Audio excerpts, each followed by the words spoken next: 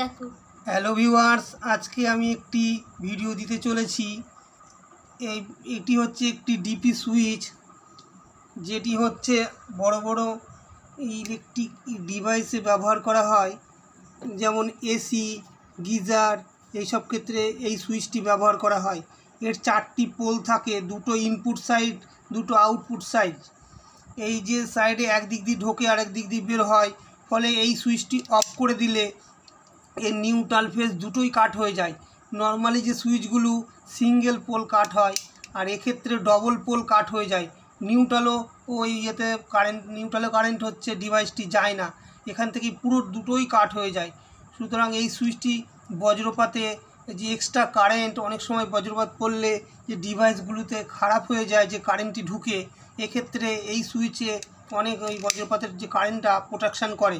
এই সুইচটি বিভিন্ন অ্যাম্পিয়ারের হয়, 20, 25, 30 বিভিন্ন অ্যাম্পিয়ারের হয়। ভিডিওটি ভালো লাগলে এটি লাইক করবেন এবং আমার চ্যানেলকে সাবস্ক্রাইব করবেন। ধন্যবাদ।